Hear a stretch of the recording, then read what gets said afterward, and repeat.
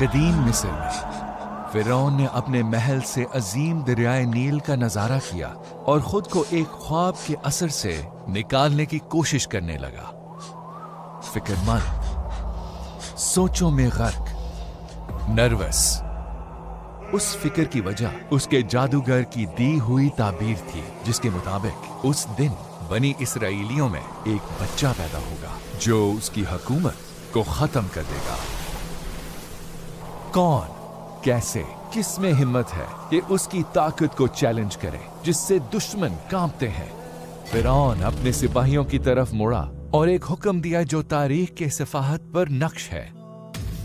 ہر دروازہ بجاؤ، ہر گھر کی تلاشی لو، ان کی شناخت کرو جن کے ہاں اس رات لڑکا پیدا ہوا ہو، ان بچوں کو اسی وقت مار دو۔ میرا حکم آخری ہے۔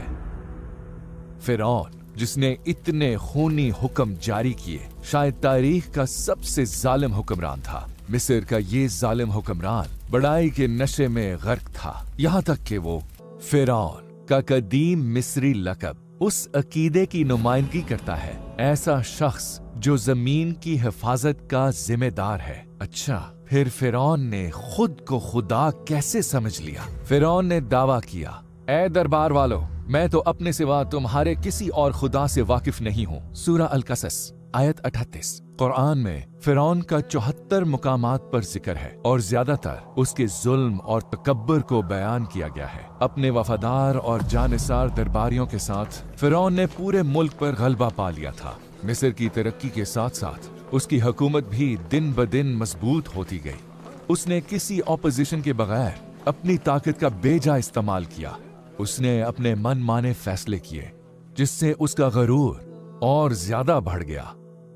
قدیم مصر کے رسم و رواج کے مطابق فرعون کو خدا مان لیا گیا اور ملک کے تمام مندروں میں اس کے نام کی عبادتیں کی جانے لگیں۔ یوں اس کی گمراہی میں اور اضافہ ہو گیا۔ وہ لوگوں کو تکلیفیں دے کر آنے والے وقت سے بے خبر خوش باش زندگی گزارتا رہا۔ جلد ہی اللہ اپنا فیصلہ ظاہر کرے گا جس میں تمام انسانوں کے لیے ایک سبق ہے، لیکن اس فیصلے پر بات کرنے سے پہلے آئیے قدیم مصر کو قریب سے جانتے ہیں۔ دریائے نیل، جو دنیا کے سب سے بڑے دریاؤں میں سے ہے، مسلسل بہتا، یہاں تک کہ گرمیوں میں بھی خشک نہ ہوتا تھا، اور یہ زرخیزی اور خوراک کے بڑے ذریعے کے طور پر مشہور تھا۔ دریائے نیل کے پانی نے زرخیز ڈیلٹا بنا کر بنجر زمینوں کو آباد کیا، جہاں خوب فصلیں پیدا ہوئیں اور مصر کی تعمیر اور ترقی کا ذریعہ بنی۔ شہر اور بندرگاہوں کو ترقی ملی، جس سے تجارت خوب چمکی اور ملک کی دولت میں بے پناہ اضافہ ہوا۔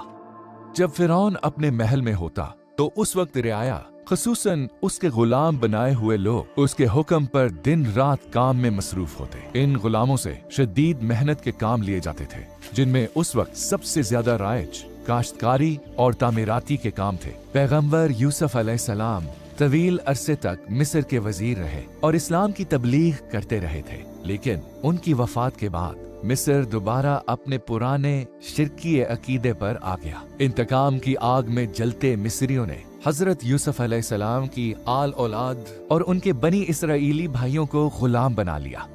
ایک طرف ان غلام لوگوں کی تکلیفیں تھیں تو دوسری طرف فرعون کے آگے پیچھے ایڈوائزرز تھے، وہ لوگ جو اس کی حکمرانی میں اس کے مددگار تھے۔ ان میں سے ایک قارون بھی تھا، جس کی بے تحاشا دولت کو قرآن میں ان الفاظ میں بیان کیا گیا ہے، اور ہم نے اسے اتنے خزانے دیے تھے کہ اس کی چابیاں طاقتور لوگوں کی ایک جماعت سے بھی مشکل سے اٹھتی تھیں۔ ایک وقت تھا جب اس کی قوم نے اس سے کہا کہ اتراؤ نہیں، اللہ اترانے والوں کو پسند نہیں کرتا۔ سورہ القصص آیت 76۔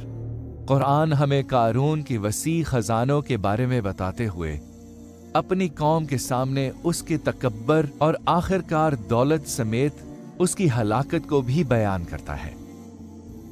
فرعون کا ایک اور با اثر ایڈوائزر حامان تھا، جو ایک طاقتور اور با اختیار فرد تھا جو وزیر کے طور پر کانوں کی نگرانی کرتا تھا، لیکن قارون کی طرح وہ بھی اپنی نفسانیت کے باعث گمراہ ہو چکا تھا۔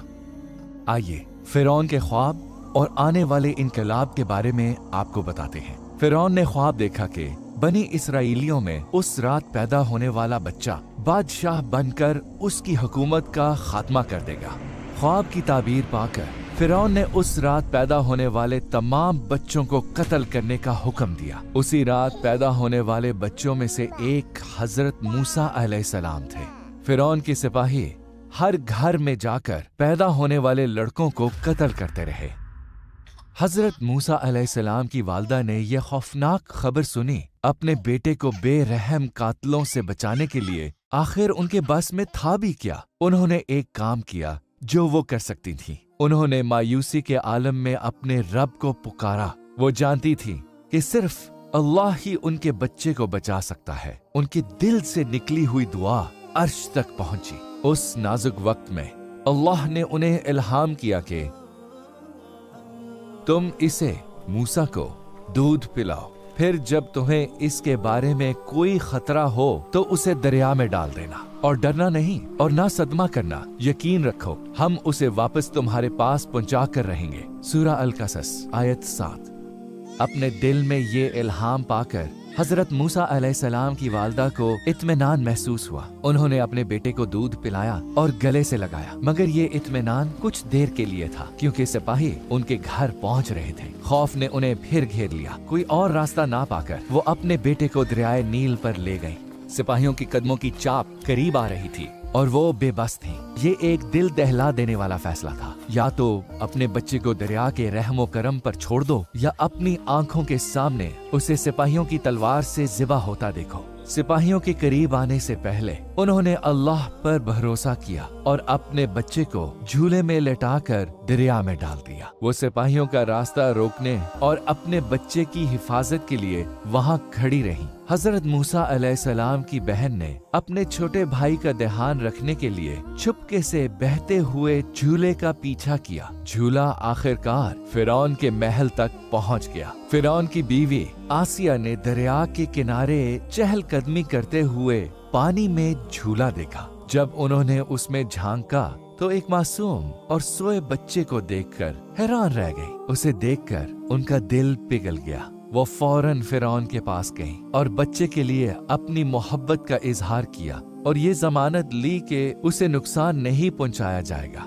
झूले से निकालकर बच्चे को देखते हुए फिरौन की बीवी ने उससे कहा, ये बच्चा मेरी और तुम्हारी आंखों की ठंडक है, इसे कत्ल ना करो। उम्मीद है कि ये हमारे काम आएगा या हम इसे बेटा बना लें। और ये फैसला करते वक्त उन्हें अंजाम का पता नहीं था। सूरा अल-कसस आयत 9। फिरौन के राजी होने पर मूसा अलैहिस्सलाम महल में रहने लगे। उन सब बातों से ला इल्म मूसा अलैहिस्सलाम की वालिदा मुख्तलिफ जज्बात से गुजर रही थी। उन्हें ये जानकर इत्मीनान हुआ कि तमाम बच्चों के कत्ल के फिरौनी हुक्म के बावजूद अल्लाह की कुदरत उनके बच्चे को फिरौन के महल में ले गई है। तहम उनकी फिक्रमंदी बरकरार रही। फिर एक दिन उन्हें खबर मिली कि महल वाले एक बच्चे के लिए दूध पिलाने वाली ढूंढ रहे थे, जो दूसरी बहुत सी औरतों का दूध नहीं पी रहा था। इस उम्मीद के साथ कि वो बच्चा शायद उन्हीं का हो, वो महल में गईं और खुद को दूध पिलाने के लिए पेश किया। हैरत अंगेज तौर पर बच्चे ने उनका दूध कबूल किया, जिससे फिरौन की बीवी को बड़ा ताज्जुब हुआ। जाहिर है उन्हें नहीं मालूम था कि ये मूसा की असल माँ है। इस तरह मूसा अलैहिस्सलाम महल में अपनी वालिदा की निगहदाश्त में पलने लगे। मूसा अलैहिस्सलाम ने उम्र के साथ साथ सच्चाई और दयानतदारी की मिसाल कायम की, जिसने उनके इर्द गिर्द मौजूद लोगों पर मुस्बत असर डाला। आखिरकार अल्लाह ने उन्हें मगरूर और खुदाई का दावा करने वाले हुक्मरान फिरऔन का सामना करने और उसे जमीन और आसमान के रब को पहचानने की दावत देने के लिए नबूवत की जिम्मेदारी सौंपी। ये मिशन खतरे से भरपूर था, जिसमें मूसा अलैहिस्सलाम की जान भी जा सकती थी, लेकिन अल्लाह के हुक्म को मानना उनके लिए हर चीज से अहम था। अपने भाई हारून अलैहिस्सलाम को साथ लेकर हजरत मूसा फिरऔन के पास गए, जिसने मौजज़ों का मुतालबा किया। अल्लाह ने फिरौन और उसकी कौम के सामने पेश करने के लिए मूसा अलैहिस्सलाम को निशानियां और मौजज़े दिए, मगर उन्होंने इन निशानियों का इनकार किया। ऐसे शर पसंदों को आखिरकार सख्त नताइज भुगतने थे।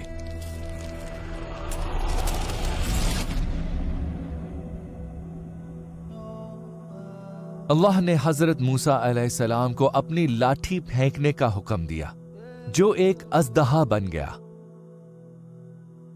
इसे जादू समझकर फिरौन ने अपने जादूगरों को पुकारा और कहा, मूसा के जादू को खाक में मिला दो। जादूगरों ने अपनी महारत दिखाई और रस्सियां और शाखें जमीन पर रेंगते हुए सांप लगने लगे, लेकिन हजरत मूसा की लाठी ने उन सबको निगल लिया और उनके वहमो गुमान को खत्म कर दिया। जादूगर समझ गए कि मूसा अलैहिस्सलाम का अमल जादू नहीं था और कोई भी इंसान ऐसा नहीं कर सकता, बल्कि ये अल्लाह की तरफ से एक निशानी है और वो उन पर ईमान ले आए। अपनी आंखों से सच्चाई देखने के बावजूद फिरौन ईमान ना लाया।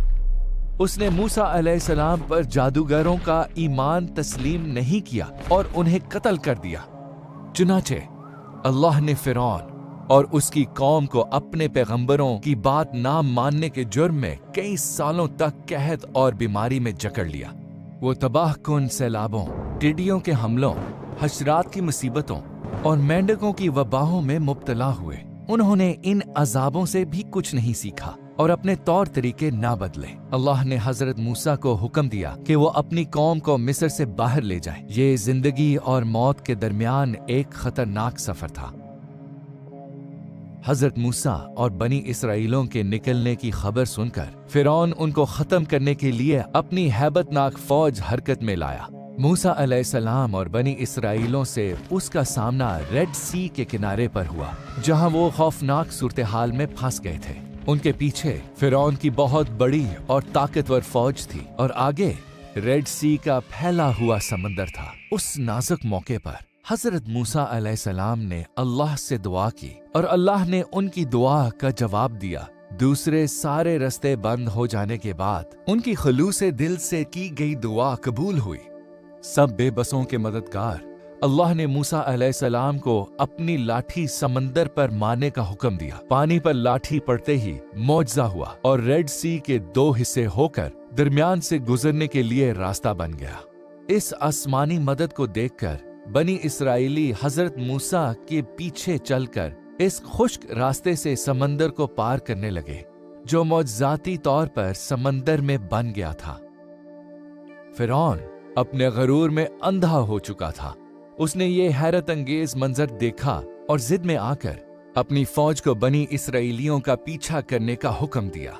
जब फिरौन और उसकी फौज समंदर के बीच में पहुंचे तो अल्लाह ने अपना हुक्म जारी किया और खौफनाक समंदर ने काफिर फौज को अपनी लपेट में ले लिया। समंदर ने फिरौन और उसकी फौज को गर्क कर दिया और हमने बनु इसराइल को समंदर पार करा दिया। तो फिरौन और उसके लश्कर ने भी जुल्म और ज्यादती की नीयत से उनका पीछा किया, यहाँ तक कि जब डूबने का अंजाम उसके सर पर आ पहुंचा तो कहने लगा, मैं मान गया कि जिस खुदा पर बनु इसराइल ईमान लाए हैं उसके सिवा कोई माबूद नहीं और मैं भी फर्मा बरदारों में शामिल होता हूं। लेकिन अल्लाह ने जवाब दिया, अब ईमान लाता है, हालांकि उससे पहले नाफरमानी करता रहा और मुसलसल फसाद ही मचाता रहा। लिहाजा आज हम तेरे सिर्फ जिस्म को बचाएंगे ताकि तू अपने बाद के लोगों के लिए इबरत का निशान बन जाए, क्योंकि बहुत से लोग हमारी निशानियों से गाफिल बने हुए हैं। सूरह यूनुस आयत 90-92। पहाड़ जैसी मौजें फिरौन और उसकी फौज को निगल गईं। इस तरह अल्लाह ने मोमिनों को काफिरों के शर से महफूज रखा। फिरौन के डूबने के बाद उसकी लाश मिल गई और उसे ममी बनाकर महफूज कर लिया गया। ताहम महल के रिकॉर्ड्स में उसकी मौत को कुदरती लिखा गया। मिस्री अपनी शिकस्तों को छुपाने के लिए मशहूर थे, लिहाजा उन्होंने इतनी बड़ी शिकस्त को दर्ज नहीं किया। दिलचस्प बात यह कि कुरान ने यह वाकया उस वक्त बयान किया जब लाशों की ममी और फिरौनों के मकबरों की दरियाफ्त का किसी को इल्म नहीं था। یہ تو بعد کی 18ویں اور 19ویں صدی میں یہ مقبرے زمین سے نکالے گئے اور فرعونوں کی ممی شدہ لاشیں اب میوزیم میں موجود ہیں۔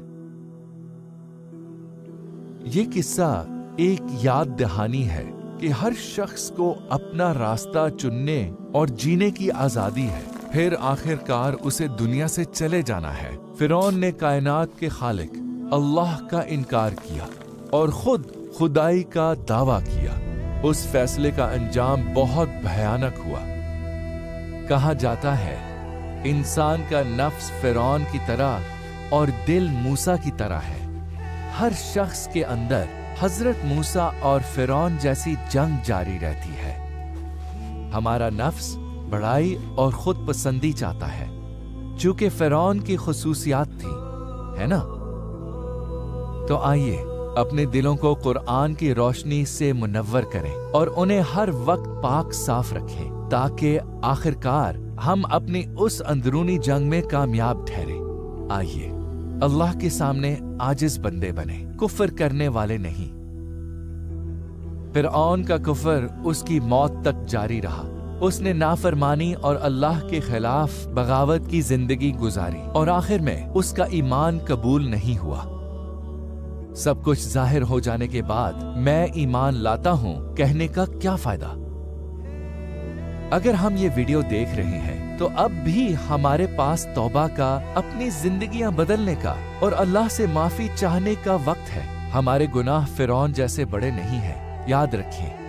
فرعون بھی کبھی ایک معصوم بچہ ہوگا، لیکن اس کے ناتوبہ کردہ گناہ بڑھتے گئے اور اس کے دل پر مہر لگ گئی۔ اللہ کرے ہماری موت سے پہلے ہماری آنکھیں کھل جائیں۔ سورہ الاعراف آیت